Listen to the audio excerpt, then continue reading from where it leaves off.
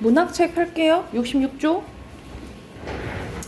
자, 66쪽은 보면은 앞에서 그 이론적인 거 봤던 거랑 좀 다르죠, 그쵸? 여기서는 문학작품에서 나오는 태도와 관련된 어휘 나온 거거든요. 그래서 어떤 이제 보통 어휘들이 나오는지 그리고 그 예시들이 나와 있다라고 보시면 됩니다. 하나씩 천천히 한번 봐볼게.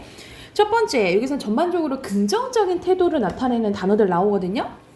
보면은 경외감 나오는 같은 말로 외경심이라고 나오긴 하는데 거의 경외감이라는 말이 나온다라고 보시면 돼요. 공경하면서도 두려워하는 감정을 얘기를 해. 자, 그래서 여기선 서정주의 동천이라는 시 일부분인데요. 내 마음속에 우리님은 고운 눈썹을 짖는 밤에 꿈으로 맑게 씻어서 하늘에 옮겨 심어놨더니, 그러니까 우리 보통 생각지도 못한 발상을 한 거지. 눈썹 하늘에 옮겨 심어놨대, 그지? 자, 동지섣달 나르는 무서운 새가 그걸 알고 신용하며 비껴갔네. 우리 님의 눈썹을 비껴갔다 이 말이에요. 우리 보통 초승달이 엄청 얇은 금음달이 그 눈썹 모양 같잖아, 그치? 그 이제 비유한 거라 보면 되는데 여기서 님은 사랑하는 님도 볼 수도 있겠지만 우리가 절대적 존재를 의미하는 거거든요. 그래서 이 절대적 존재에 대한 경외감이 드러난다라고 보시면 돼. 새가 비켜간다 그랬잖아요, 그치? 그래서 그 가치, 절대적 존재의 가치에 대해서 좀 얘기한 거라고 생각하시면 되고, 두 번째는 공동체 의식이 나와요. 공동체 의식은 집단의 이익과 권위를 존중하고 공동체의 조화로운 발전을 염두에 둔 태도라고 생각하면 되는데, 자, 여기서는 떡갈나무 숲을 걷는데, 그런데 이 떡갈나무 잎은 너구리나 오소리에 따뜻한 털이 되고 아니면 쐐기집이나 지난 여름 풀 아래 자지러지게 울어대던 벌레들의 아래 집이 되었대. 그래서 여기서는 말 그대로 동물이나 생물들의 이런 털이 되고 그리고 집이 되고 감싸 안아주는 거잖아요, 그치? 그래서 여기서는 모든 것을 이제 포용하는 태도가 드러나 있죠. 포용적인 태도를 통해서 같이 살려고 하는 공동체적 의식이 드러나 있다라고 보시면 되고, 그 다음에 공존, 같은 맥락에서 공존이에요. 공존에 같이 사는 거지 서로 도와서 함께 존재하는 거라고 보시면 됩니다. 여기서는 하종호의 신분인데 여러분 하종호 시인을 조금 알아두시면 좋아요. 하종호 시인은 우리가 지금 현대사회가 우리 한국 사회가 단일민족이라고 우리 한국이 단일민족이라고 하긴 하지만 요즘에는 단일민족이라 하기에는 너무 이제 다른 나라 사람들이 많이 와서 살죠, 그쵸? 그래서 여기서 하종호 씨는 약간 다문화 사회에 대해서 이야기한 사람을 보면 되는데, 그래서 우리 보통 동남아시아에서 온 이주민들 있죠. 이주 노동자들, 이주 여성들 이러한 사람들에 대해서 좀 이야기한 시를 많이 썼다라고 생각하시면 돼요. 그래서 여기서는 한국 청년 지한석 씨가 내쉬는 숨소리에 미얀마 처녀 파파윈 씨는 가만히 귀를 기른대. 그래서 한국 사람이든 미얀마 사람이든 같이 어울려서 살고자 하는 살아야 된다라는 이런 공존에 대해서 이야기했다라고 생각하시면 되고요. 자, 관조라는 단어가 나오네. 관조는 고요한 마음으로 사물이나 현상을 관찰하거나 비추어 보는 거예요. 그래서 어떤 것에 대해서 자세히 관찰하며 관조적, 이 관조적이랑 같이 많이 나오는 게 사색적이에요. 우리 사색에 빠졌다 들어봤지? 어떤 것에 대해서 깊이 생각하는 거 이제 사색적이라고 하는데 보통 다 그런 건 아닌데 이게 같이 이렇게 나온다라고 생각하시면 돼요. 그래서 시 보면요. 산은 구강산, 보랏빛 석산이고 돌산이고 산도와 도어성이 송이 버는데 봄눈노가 흐르는 옷 같은 물에 사슴은 암사슴은 발을 시는데, 그래서 여러분 산은 멀리서 크게 보는 거잖아, 그치? 근데 그 안에 산도와 보고 그다음에 그 안에 있는 암사슴 봤네, 그치? 그래서 여기서는 시선의 이동이 나와 있는데 멀리 봐요. 원경에서 근경으로 이제 나타나 있다라고 보시면 되겠죠. 그래서 이렇게 나와 있는 모습을 생각하시면 되고, 기대감은 어떤 일이 이루어지기를 바라고 기다리는 심정이라고 보시면 돼요. 그래서 황지우 시인의 너를 기다린 동안인데, 자, 문을 열고 들어오는 모든 사람 너를 기다려요. 너였나? 아니야. 너였나? 그래서 여기서는 네가 너를 기다리는데 너가 아직 이제 오지 않은 상황을 얘기해요. 그래서 여기서는 어떤 일이 이루어지기를 바라고 기다린 심정, 기다림이 나와 있고, 시대적으로 보면 우리가 이런 식으로 작품 자체도 봐야 되지만 이 작품 자체를 보는 걸 절대론적 관점이라 하잖아요. 근데 외적인 것도 봐야겠죠. 외적인 시대적으로 봐야겠지. 그래서 이 황지우 시인 때는 독재 정권이라 생각하시면 돼요. 그럼 기다리는 너는 민주주의 뭐 이렇게 해석을 가능하겠죠. 이렇게 해석하는 게. 그래서 이렇게 작품 자체도 봐야 되지만 이 시인을 통해서 외제적 관점도 봐야 된다라고 보시면 돼요. 자, 6번 갈게요. 6번은 깨달음이에요. 깨달음은 생각하고 궁리하다 알게 되는 거. 내가 알게 되는 거죠. 그래서 나를 가르치는 건 시간이었다라고 여기서는 깨달음이 나와 있다라고 보시면 되고요. 달과는 어딘가에 약간 집착하지 않는 걸 얘기한다라고 보시면 돼요. 약간 초월적인 걸 생각하면 돼. 사소한 사물이나 일에 얽매이지 않고 세속을 벗어난 태도를 얘기를 합니다. 그래서 여기서는 강냉이가 있걸라, 우리 강냉이 옥수수 얘기하는 거죠. 강냉이가 있걸라 와서 자셔도 줬어. 왜 사냐고 물으면 그냥 나 묻죠. 이거에 대해서 여기서는 이제 일하고 현재에 대한 이제 만족감이 드러나기 때문에 어디에 막 집착하거나 속해져 있거나 그런 게 아니지, 그치? 그래서 여기선 달관적 태도라고 드러나 있다라고 보시면 되고요. 자, 동경이네요. 동경은 어떤 것을 간절히 그리워하여 그것만 생각하는 것, 그러길 바라는 걸 얘기를 해요. 그래서 여기서는 서정주의 춘향이의 말, 추천사에 대한 추천사라는 시인데 화자가 춘향입니다. 그래서 춘향이가 향단아, 신영이 향단한테 얘기하죠. 그네줄을 밀어라 라고 얘기를 해. 그래서 자, 나는 어디로 가고 싶구나.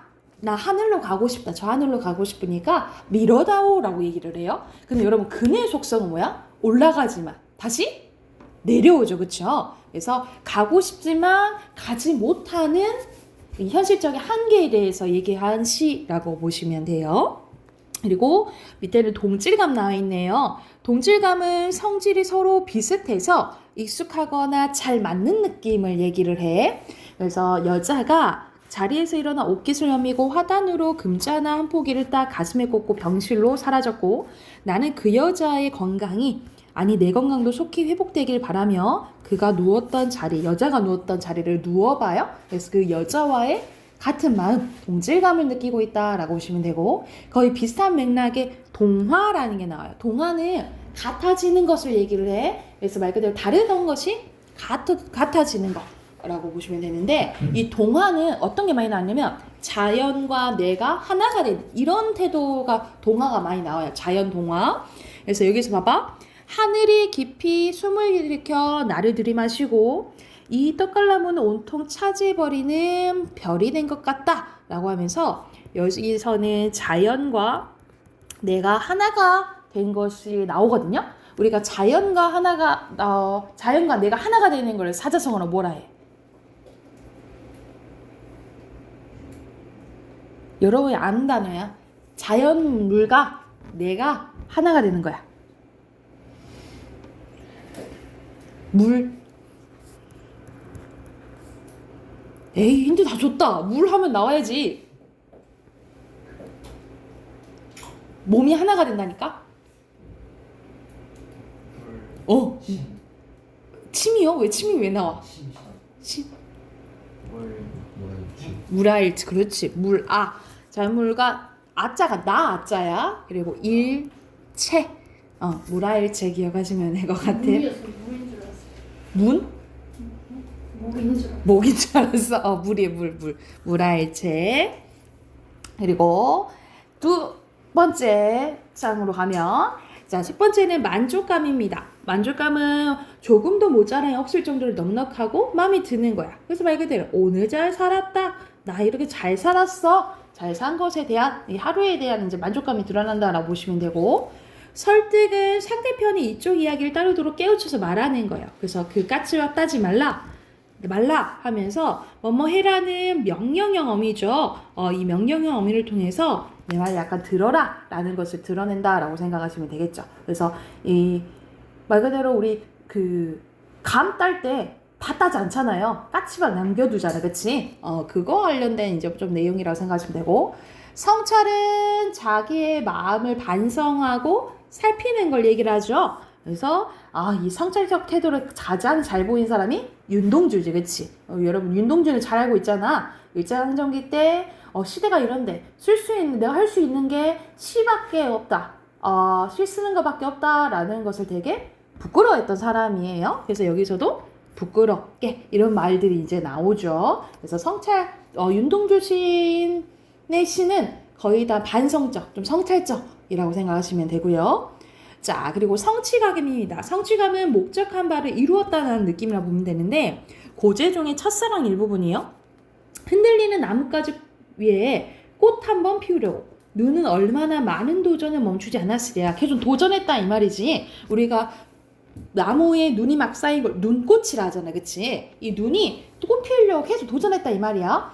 바람 한 자락 불면 휙 날아갈 사랑 위하여 햇솜 같은 마음을 다 퍼준 다음에야 마침내 피어낸 저 황홀을 보아라. 피어냈다 라고 표현했잖아, 그치? 황홀은 뭘 의미하는 거예요? 고로 눈꽃을 의미한다 라고 보시면 되겠죠. 그래서 이 자연현상을 이 사랑에 빗대었다 라고 보시면 되고요.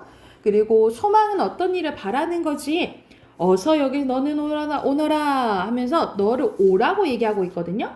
여기서는 박두진 씨입니다. 박두진 하면 일제강점기 때 생각을 하시면 돼요. 그러면 여기서 오라는 거는 뭘 오라 이 말이야? 뭘 바라겠니?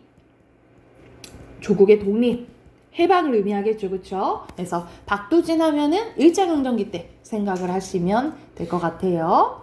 자, 6번 가보면요. 6번은 수용, 받아들이는 겁니다. 수능입니다. 어떤 것을 받아들이는 건데 이형기의 낙화네요. 낙화는 꽃이 떨어지는 건데 가야 할 때가 언제인가를 분명히 알고 가는 니의 뒷모습은 얼마나 아름다운가. 아름답다 이 말이죠. 일부러 의문 형식으로 표현했네. 서리법이고 봄한철 격정을 인내야 나의 사랑이 지고 있대요.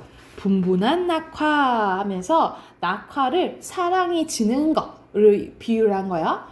결별이 이룩하는, 여기 유명한 구절이 나오네요. 결별이 이룩하는 축복에 쌓여서 지금은 가야 할 때래. 우리 결별은 헤어짐을 의미하죠. 근데 헤어지는 게 축복을 만든대. 왜 만든다는 걸까? 이렇게 사랑의 아픔도 한 단계 성장하게 만들어주기 때문에 축복적이라는 거야. 그래서 여기서 대표적인 역설법이라고 보시면 됩니다. 그래서 지금은 가야 할 때래. 그래서 이별을 수용하는 모습이 나온다라고 보시면 되고요.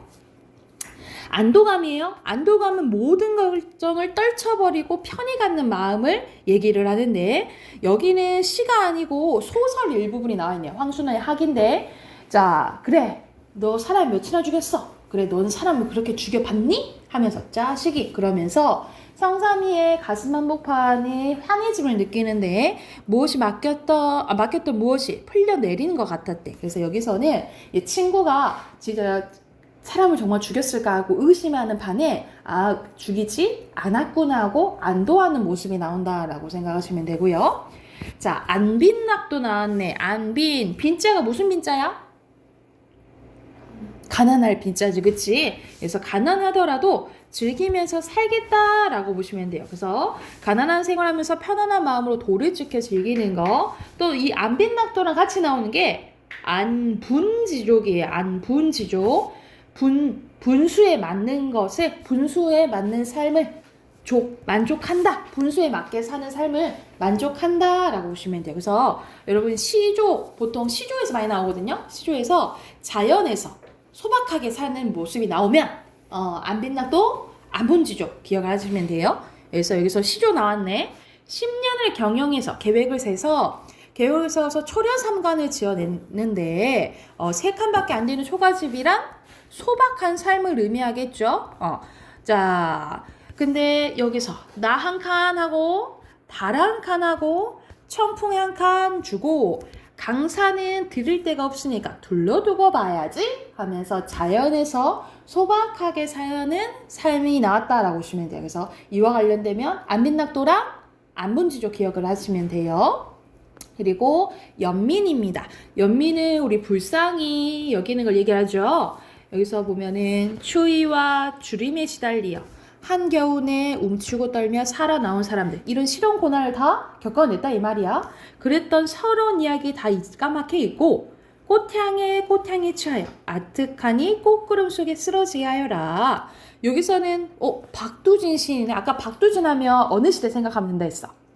일제강점기 생각하면 된다 했지, 그치? 그럼 이런 부정적인 걸 일제강점기야 이제 벗어났어. 그러니까 우리 조국의 광복을 맞이했으니까 이 광복을 즐겨보자 라는 의미라고 생각을 하시면 돼요. 그래서 여기서는 박두진 하면 이렇게 시대 보면 이렇게 해석이 가능하죠. 자, 그 다음에 예찬입니다. 예찬은 찬양하는 거죠. 무엇이 훌륭하거나 좋거나 아름답다고 찬양하는 거예요. 좋다고, 훌륭하다고. 그래서 여기서는 청소하는 사람을 보면 쓰레기 속에서도 빛이 난대. 그래서 우리 보통 청소하는 사람들 엄청 대단하다고 막 이렇게 생각하지는 않잖아. 근데 여기서는 청소를 하면서도 성자고, 청소부는 성자면서도 청소를 한다 하면서 이 청소하는 사람에 대해서 예차적인 말 그대로 찬양하는 훌륭하다고 얘기하는 태도가 드러난다 라고 보시면 돼요. 자, 한쪽 더 해볼게요. 뒤로 넘겨서. 자, 유대감입니다.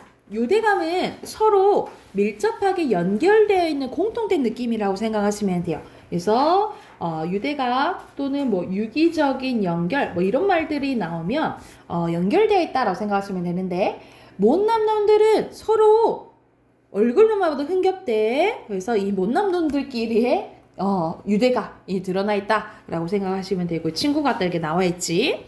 그리고 의지는 뭐뭐 해보겠다. 어떤 일을 이루고자 하는 마음입니다. 그래서 닦아라 사람들아 네 마음속에 구름을 닦고 찢어라 사람들아 네 머릿속에 덮은 쇠 항아리를 덮으래. 그래서 여기서는 이 부정적인 말 그대로 부정적인가 닦고 찢어버리라고 얘기하는 거겠지, 그치? 이 부정적인 현실에 대해서 벗어나고 싶어하는 마음이 드러나 있다라고 보시면 돼요. 그래서 신동엽의 시네요. 신동엽 하면은 독재정권 이때 생각하면 되겠지, 그치? 그래서 시 항상 시 자체도 봐야 되지만 이 시인도 봐야 된다라고 보시면 돼요. 자, 세 번째는 일체감이에요. 일체감은 남과 올에서 하나가 되는 건데, 여기서는 흰밥, 가재미, 나도 나와 앉아서 쓸쓸한 저녁을 맞이하고, 흰밥, 가재미를 우리라고 표현해. 그래서 흰밥과 가재미와 나를 하나로 보는 이런 일체감이 드러난다라고 생각하시면 되고요. 자부심입니다. 자부심은 스스로에게 긍지를 가지는 마음인데, 여기서는 자연 관련된 거네요. 송죽, 송이 뭐야? 소나무, 죽이 대나무죠. 요 가득에 풍을 주인, 나 자연 주인 있어. 나 여기에서 완전 주인이야. 자연 주인이야. 완전 즐기고 있어. 라는 자기 삶에 대한, 이 자연 속에서 사는 삶에 대한 자부심이 드러나 있다라고 보시면 되고, 자, 지조는 원칙과 신념을 굽히지 않고 끝까지 지켜나가는 꿋꿋한 의지라고 보시면 되겠죠. 지조와 같이 나오는 게 절개죠. 변하지 않는 마음, 지조절개 생각하면 되는데, 자, 눈 맞아 휘어진 대를 누가 굽다 하던고 구분절이면 눈 속에서 이게 풀을 수 있겠냐 이 말이야. 아마도 세한 고절 이겨내는 고절 너뿐인가 노라 하면서, 아마 이 대나무인지 소나무인지 그 중에 이제 하나일 건데, 이게 변하지 않는 마음, 지조절개. 그래서 소나무와 대나무는 예전에 우리 양반들 선비들이 가장 좋아했던 것 중에 하나죠. 그래서 잘 안 변하니까 안 변해서 소나무와 대나무는 지조절개를 의미한다라고 보시면 되고, 그리고 이 선비들이 좋아했던 게 사군자죠. 이 네 가지는 뭐야? 매화, 국화, 난초, 대나무, 이렇게가 사군자거든요. 그래서 이 사군자도 거의 보통 지조와 절개를 의미한다 라고 해서 기억을 해두시면 될 것 같아요. 매화, 국화, 난초, 대나무예요. 안 써도 되겠다. 야, 밑에 나와 있었네? 나 몰랐어. 밑에 갑자기 보이네. 밑에 표시해 두세요. 자, 그리고 6번의 지향입니다. 지향은 어떤 목표로 뜻을 쏠려 향하거나 그 방향으로 쏠린 의지, 그쪽으로 향하는 걸 지향이라고 하고, 그러니까는 해야 되는 거, 내가 바라는 거, 지향이라고. 반대는 뭐야? 지양이라고 보시면 되겠죠. 한 끗 차이지, 그치? 지향은 하지 말아야 되는 거, 이렇게 생각하면 되고, 지향은 해야 되는 거라고 생각하시면 돼요. 그 다음에 친밀감, 친근감은 사귀어 지내는 사이가 매우 친하고 가까운 느낌인데 이 친근감, 친밀감은 보통 자연 얘기할 때 많이 나온다라고 보시면 돼요. 그래서 여기서도 자연 얘기하지. 산을 사랑한다 얘기하잖아. 그치? 그래서 보통 이 자연 친화적인 태도가 드러날 때 자연 친화적인 태도가 드러날 때 이런 친밀감과 친근감이라는 단어가 나온다라고 보시면 되고요. 8번 통찰입니다. 통찰은 예리한 관찰력으로 꿰뚫어 보는 것을 얘기를 해요. 그래서 여기서는 시가 아니고 숲의 일부분이 나와 있네. 유명한 법정 스님의 무소유가 나와 있어요. 우리 무소유 말 그대로 소유하지 않는 걸 얘기하는 거지. 자, 크게 버리는 사람만이 크게 얻을 수 있대. 대표적인 무슨 법이겠어요? 역설법이지. 자, 물건으로 인해 마음이 상하고 있는 사람들에게는 한 번쯤 생각해 볼 말인데 아무것도 갖지 않을 때 비로소 온 세상을 갖게 된다라는 거야. 그러니까 말 그대로 이런 막 뭘 갖게 되면은 정신적으로 막 힘들 때가 있잖아. 그치? 그래서 오히려 더 자유로워질 수 있다라는 말을 하기 위해서 역설법을 썼다라고 보시면 되고요. 9번은 풍류입니다. 풍류는 멋스럽고 풍치가 있는 일이라고 나와 있지만 사실 즐기는 거라고 보시면 돼요. 약간 풍류는 즐기는 태도라고 생각하시면 되거든요. 즐기는 태도로 보통 이것도 자연에서 즐기는 태도가 나오면 좀 풍류다 라고 생각하시면 됩니다. 그래서 여기서도 나오지. 추강에 밤이 드니 물결이 차다. 낚시 들이니 고기가 아닌 무노매라. 그래서 지금 낚시하고 있지. 무심한 달빛만 싣고 빈배져 오노라 하면서 엄청 여유롭게 가을에 낚시하는 모습이 나오죠. 이게 즐기는 모습이라고 보시면 되고요. 마지막에 해악 나와요. 해악은 익살스럽고도 품위가 있는 말이나 행동을 얘기를 하는데 대표적으로 뭐 우리가 민요나 뭐 잡가나 아니면은 사설시조 같이 우리 평민들 우리 조상들의 기본적인 베이스는 우리가 힘든 일이 있어도 뭘로 웃음으로 승화하려고 하는 게 나온다라고 생각하시면 돼요. 그래서 여기서는 시집살이 힘든 것을 아버지, 시아버지는 호랑새, 시어머니 꾸중새, 새에 비유해서 좀 약간 유쾌하게 말장난친 거라고 생각을 하시면 되고요. 우리가 웃음 유발하는 건 해악이지만 웃음 플러스 핏방까지 비꼬는 것까지 나오면 뭐라 하죠? 풍자라고 하죠. 그렇죠? 그래서 이 보통 해악과 풍자가 좀 잘 드러난다라고 기억해 두시면 될 것 같아요. 그래서 여기까지 한 거는 특히 시에서 문학 작품에서 나오는 긍정적인 태도와 관련된 시어라고 보시면 되거든요. 단어들을 보시면 되거든요. 그래서 참고하시면서 숙제로 뒤에는 해야 되겠죠.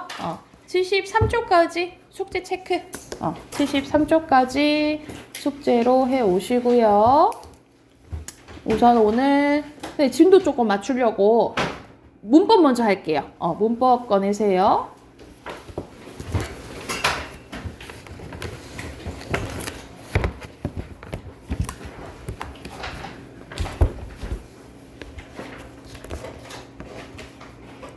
문법 144쪽 할 차례 맞죠?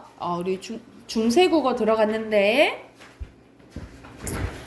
자, 여기서 이제 본격적으로 이제 모의고사에서 나올 만한 문제, 그리고 이제 여러분이 내신에서도 나오는 이제 문제들이 여기 쭈르륵 나와요. 자, 먼저 중세시대 때 의문상의 특징입니다. 의문은 여러분 뭐 생각하면 돼? 의문. 자음과 모음 생각하면 되죠. 그쵸? 자음과 모음 생각하면 되는데 자, 자음에 먼저 변합니다. 자음은 중세국어에서의 자음 체계는 고대국어 마찬가지로 크게 울림소리와 안울림소리로 나뉘어졌어요. 그런데 그 전에는 뭐만 있다 했어? 예사소리랑 거센소리만 있었는데 여기서 뭐가 등장해요? 된소리가 등장해요. 그래서 지금의 형태의 예사소리, 거센소리, 된소리의 체계가 잡혀져 있다 라고 보시면 되고요. 그러니까 그 전에는 된소리가 없었어. 된소리가 지금 생긴 거예요. 그리고 자, 우리 반침이 있었지? 이 반침은 전기 중세 때는 있었으나 점차 시옷으로 바뀌거나 탈락, 없어졌다라고 보시면 돼요. 그래서 예전에 지어는 이렇게 썼었는데 여긴 탈락된 모습 보이죠, 그렇죠? 이런 식으로 바뀌어져 가고요. 그리고 옛날이요. 이 꼭지 달린 이응을 옛 이응이라 하지. 옛 이응은 현대 받침소 지금의 이응과 같은 음가예요. 그래서 점차 이응이 옛 이응이 지금의 이응까지 하게 됐다라고 생각하시면 되고요. 그리고 여린 이읒입니다. 여린 이읒은 초성과 종성에 쓰이는 자문자로 창제됐긴 했지만 한자어 표기에 주로 사용을 했어요. 그리고 고유어 표기에는 초성에 쓰이지 않고 보통 된소리, 강하게 발음할 때 있죠. 이 된소리 보호나 관형격 조사 또는 사이시옷으로 쓰였으나 15세기 중반에는 거의 사라지게 됐다라고 보시면 됩니다. 그래서 여기서는 점차 이런 것들이 지금 안 쓰이는 것들이 어떻게 변화됐고 어떻게 없어졌는지에 대해서 이제 나와요.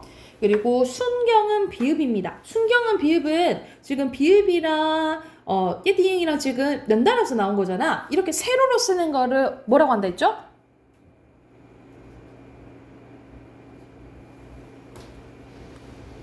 이거 엊그제 했는데 앞에 봐봐. 엊그제 했는데 세로로 쓰는 거 뭐라 했어? 연서. 세로로 쓰는 거 연서야. 가로로 쓰는 것 병서. 그치. 가로로 쓰는 건 병서, 세로로 쓰는 거 이거 연서예요. 자, 이거는 고유어에서만 쓰였고요. 자, 반침같이 유성음 사이. 유성음은 말 그대로 소리가 난 울림 소리라 생각하시면 돼. 모음이나 뭐 울림 그 노란 양말 이런 거 있잖아. 그 유성음을 생각하시면 돼요. 이후 음운의 기능을 잃고 반모음 아오로 바뀌었다라고 보시면 돼요. 그래서 고바, 고와, 구버, 구어. 예를 들어서 우리 그 지금 먹는 새우 있죠. 이 새우를 예전에 이렇게 썼다고 해요. 그래서 뭐 세비에서 우 계열로 바뀌었으니까 어떻게 된 거야? 새우 이렇게 됐다라고 보시면 됩니다. 그래서 이렇게 잔재를 조금 알 수 있다라고 생각하시면 돼요. 그리고 어두자음군이라는 단어가 있어요. 이걸 잘 봐야 되는데 어두 단어의 머리에 있는 거야. 그러니까는 우리가 자음군 단수나 배웠지? 기억나지? 우리가 요거를 이렇게 발음하는 것이 시옷이 탈락됐잖아. 그치? 이렇게 자음이 연달아 오는 것을 자음군이라고 해요. 근데 이게 탈락되는 게 자음군, 단순화라고 하는 거고, 요게 이렇게 자음군이 초성에 오면 어두자음군이라고 했어요. 그래서 현대국어와 달리 첫 음절에 둘 이상의 자음이 올 수 있었어요. 그래서 예전에는 봐봐, 쌀을 붑쌀 이렇게 했다는 거지. 붑쌀. 그래서 비읍이랑 시옷을 다 발음했다고 해요. 근데 지금은 어떻게 다른지 추정하는 뿐이지 했다라고 해. 그래서 이거의 잔재가 뭐라고 생각하시면 되냐면 우리가 그 해난 쌀을 뭐라 하냐면 햅쌀이라고 해요. 그러니까 이 비읍의 잔재라고 생각하시면 되겠죠. 우리가 쬐깐한 쌀, 혓쌀이라고 하지 않고 뭐라고 해? 좁쌀이라고 한다는 거죠. 그쵸? 뭐가 웃긴 거야, 이렇게. 좁쌀이라고 하죠. 그래서 이게 잔재라고 보시면 돼요.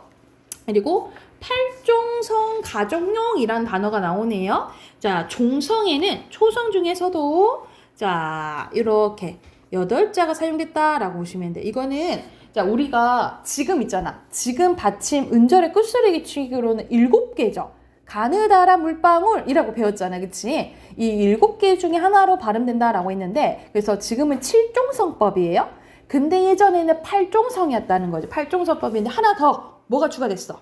여기 시옷 동그라미 예전에는 시옷도 발음됐다라고 추정을 해요. 우리 지금은 시옷은 디귿으로 발음나잖아. 그치? 근데 예전에는 시옷도 발음을 했다라고 추정하고 있다라고 기억을 해두시면 될 것 같아요. 그래서 중세 때는 팔종성이었다라고 기억을 하면 돼. 그리고 이 모음의 변화입니다. 사실 이 모음의 변화는 잘 안 배워요. 이것도 선생님이 언제 배웠냐면 이 모음 변화에 대해서 선생님 대학교 때 배웠거든요. 대학교 때 이제 예전에 이랬는데 이렇게 지금 변화했다 이렇게 막 이런 걸 배웠었는데 의문론 할 때 이제 배워요. 그래서 여기서는 전기 중세국어에서 후기 중세국어로 넘어가면서 이 단모음 체계 변화가 나타났는데 자, 아래아는 16세기부터 점차 소실이 돼요. 그래서 이 아래아는 은하 아로 좀 바뀌거든요. 은하 아로 이제 바뀌게 되는데 자, 예전에는 표가 이랬는데 요 이렇게 바뀌었다라는 거예요. 그래서 어떻게 바뀌었다고 생각하시면 되냐면 요렇게 바뀌었다라고 생각하시면 돼요. 요렇게 갔지, 그치? 위치가 이렇게 변했지, 그치? 이렇게 생각하시면 되고, 지금 보면은 우리 이 외였잖아. 오 단모음 체계죠, 그쵸? 그래서 후기 중세랑 거의 지금 비슷하죠, 그치? 그래서 이런 식으로 변화됐다라고 생각하시면 돼요. 그리고 음운 현상입니다. 양성모음은 양성모음끼리, 음성모음은 음성모음끼리 어울린 걸 모음조라고 하는데, 지금은 많이 깨졌는데 예전에는 모음조화가 잘 지켜졌다라고 생각을 하시면 돼요. 여러분, 양성모음은 오 계열이고요. 음성모음은 우 계열이라고 생각하시면 돼요. 그러니까 오는 오끼리, 우는 우끼리가 잘 지켜지는 게 모음 조화 현상이라고 보시면 되는데, 지금은 많이 좀 깨진 게 있다라고 생각하시면 될 것 같아요. 예전에는 깡충이었는데 오가 같이 쓰였잖아, 그치? 지금은 깡충이에요. 이런 식으로 모음 조화가 막 깨진다라고 생각을 하시면 될 것 같아요. 그래서 이게 기본적인 의문에 대한 내용이었어. 그래서 여기까지가 중세 국어 내용이거든요. 근데 문제를 조금 풀다 보면은 조금 안 배운 게 나오긴 하는데, 그거는 이제 이따가 문제풀이 하면서 쌤이 또 자세히 설명해 줄게. 옆에 우리 149쪽까지 쭉 풀까요? 문제? 중세국어 문제 149쪽까지 문제 쭉 풀고 답 확인해 볼게요.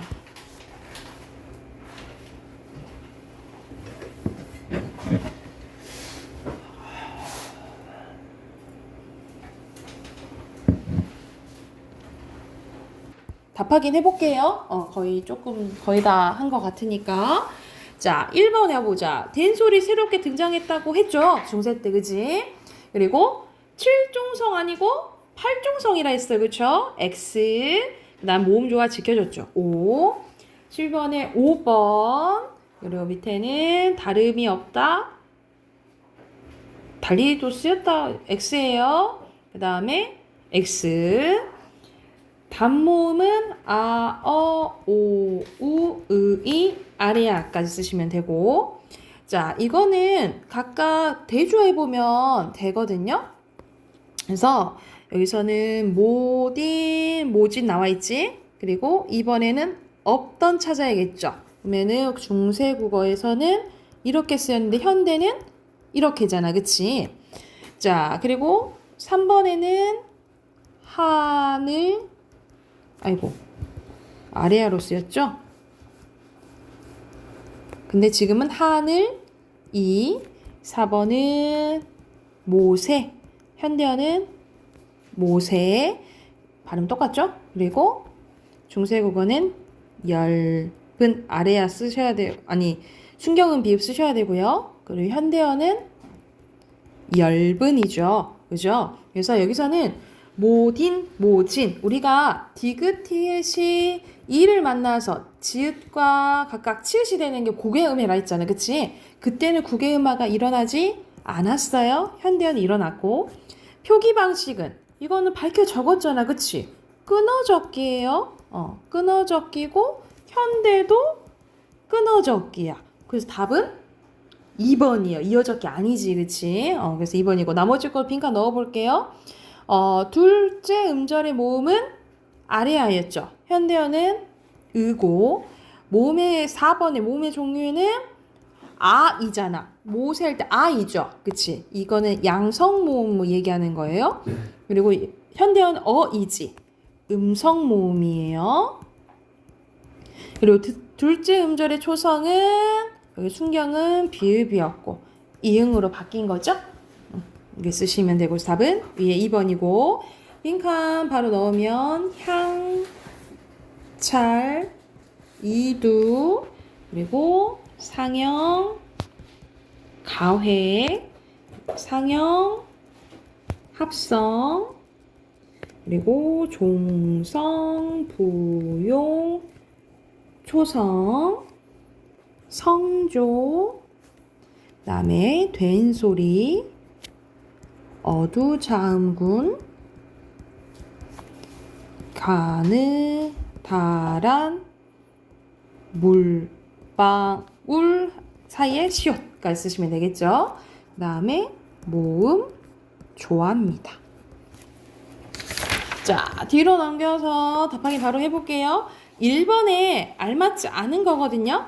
여기서는 5번인데 부서는 여러분 초성의 중성을 아래나 오른쪽에 쓰는 거야. 아래나 그러니까는 오른쪽이지 왼쪽에 안 써요. 그치? 왼쪽에 쓰인 거 없잖아. 다 오른쪽에 쓰이죠? 그쵸? 그래서 5번이고요. 자, 2번에 알맞지 않은 것은 우리 배웠잖아. 창조원리 다 배웠잖아. 그치? 이렇게 봤을 때 이 채자는 가획대에서 만든 거 아니죠? 그래서 답 3번이고요. 달리 만들어졌다 했어. 그리고 3번에 자, 모음 조화가 지켜지지 않는 경우 얘기하는 것은 아까 전에 얘기했잖아. 아래 아, 오가 양성 모음, 우가 음성 모음이야. 얘네들끼리 써야 돼. 그게 지켜지지 않는 것은 요거 봐봐. 앞에 아래야 왔죠? 그럼 뒤에도 아래야가 와야 되는데 으가 왔잖아. 이게 안 지켜진 거예요. 2번이에요. 그리고 4번 갈게요. 4번에 알맞지 않은 것은 여기서는 4번인데 여기서는 조침이 여기서는 끊어지지만 조초미 뭐 한 거야? 이어적기 한 거죠. 발음 나는 대로 한 거지. 이어적기 같은 말로 연철 쓰였다 라고 보시면 되고요. 5번 갈게요. 5번 우리 앞에서 우리 저번 시간에 성조 표기 했지 그치?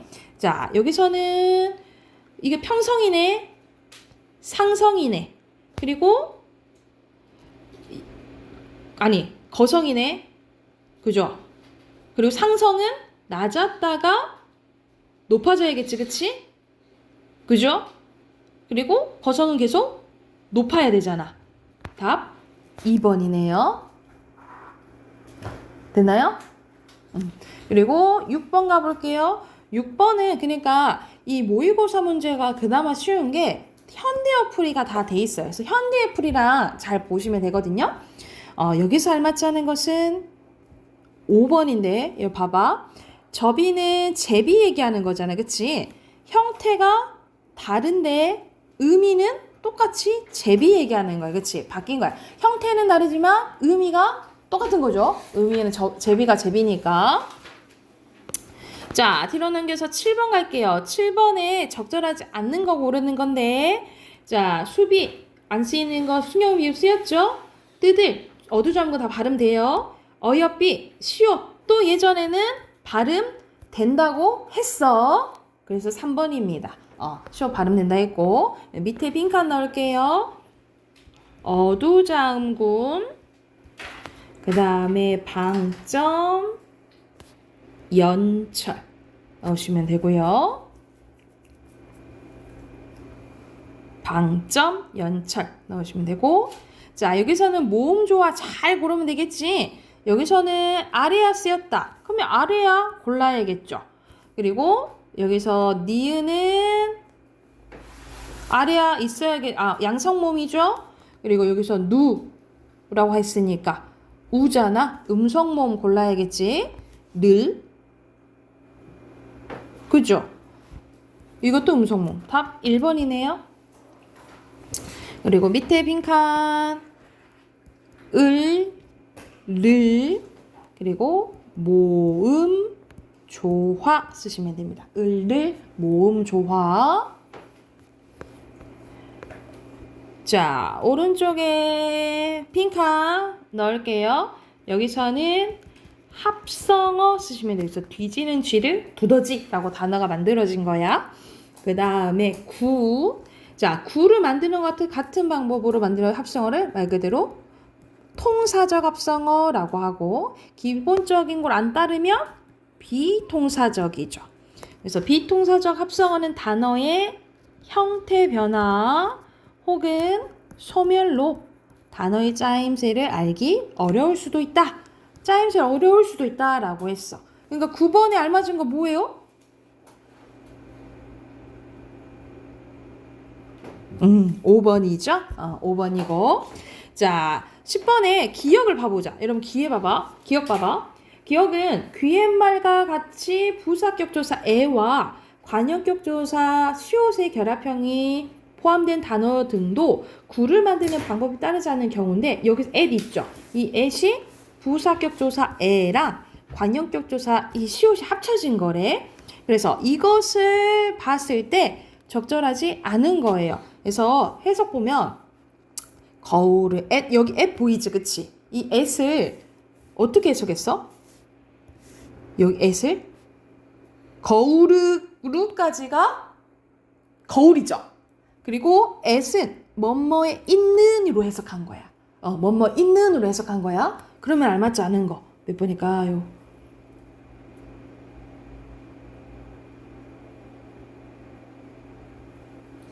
그렇죠. 4번이에요. 뭐뭐에 걸다 여기서는 부사격 조사 얘기하는 거거든요. 부사격 조사하는 건데 여기서는 뭐뭐에 있는이니까 부사격 조사만 얘기하는 거는 아니겠지. 그치? 그래서 같은 기능 틀렸다라고 보시면 돼요. 혹시 선생님이 그냥 지나간 것 중에 혹시 질문 있을까요?